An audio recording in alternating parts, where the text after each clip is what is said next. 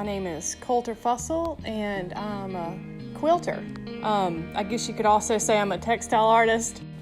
It doesn't matter to me which one you call it. I'll be doing the same thing either way. What I do is I make quilts from fabric that has been donated to me from the people in my town or mailed to me from people across the country. If it's made of fabric, someone has definitely already sent it to me.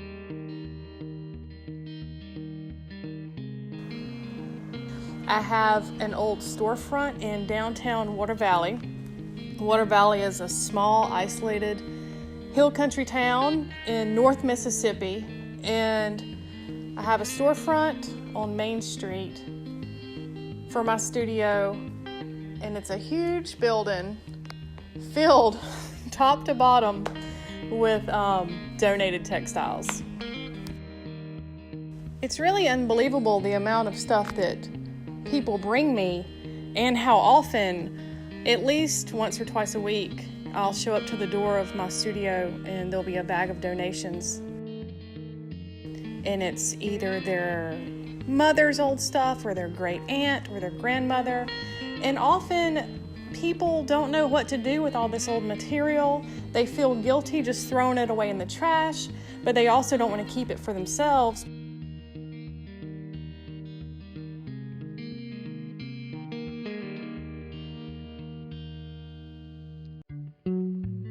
I work on the floor. That works for me because I don't have to deal with the whole gravity situation of fabric falling off a wall. And I like to be able to walk all the way around my piece. All of my pieces are composed in the round, meaning there's no real top or bottom. I want them to work from any orientation. You know, quilts are sculptural. They're sculptural from the get-go. They have fronts, middles, backs, they bend, they fold, they can change shape depending on how you need it to work. And so in a lot of ways, it's like making a big flat sculpture. As of late, I'm sort of leaving the flatness behind. Pieces are starting to come forward. Other pieces of the quilt are starting to move back. I'm starting to have aspects of the work that move, and to me that's all part of what quilting can bring you, because it's all there already. Quilts already move, they already blow in the breeze, they already rustle when you're sleeping under them, they already get pulled from one person to the other in the bed. Quilts have been moving the whole time. There's no reason they should be static on the wall. You know, the craft world is really filled with all these like really incredible kind of elaborate tools that can do just about anything in the world, but I'm a needle and thread and scissors kind of girl. Like, I have a bunch of machines. I probably use my Singer Simple like 4 times a year for a couple of days. The rest of the time, everything is hand sewn. Everything is hand pieced. I don't have any help here. It's just me, which is fine. I will sometimes get my children. I have 2 young sons. I'll get them to make drawings on fabric for me. I'll be like, hey, I'm doing a piece about conflict and war. I need some battle scenes. And of course, they love to deliver some battle scenes drawn out on fabric. Or I'll be like, draw me something about coronavirus. And they'll draw some like big wild drawings about that. I learned to quilt by watching my mother, who is a prolific quilter and very accomplished in her own right.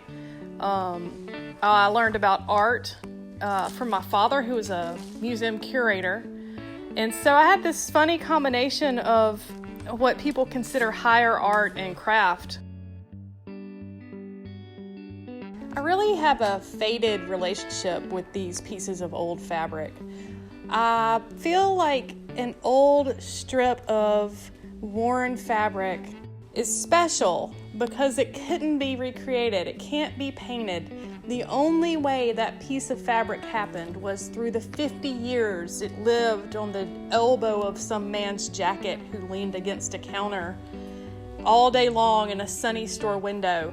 These things you can't paint. You can't recreate them. You can't falsify that. And so these pieces of fabric come to me with tears and fades and stains that were only left there because of a life lived. I sort of feel like I've learned through dealing with these old textiles that these stories that happen to us, these things that happen to us in our lives, they are not unique. They've happened a million times before, and sometimes, unfortunately, they will happen a million more times in the future. And so I think I can see these things in these old quilts. I feel like I can see the evidence of what's happened in some of these people's lives in these clothes. And so in that way, I like to take their stories, mix it with my story, and maybe come up with something that's a whole picture of an aspect of human experience.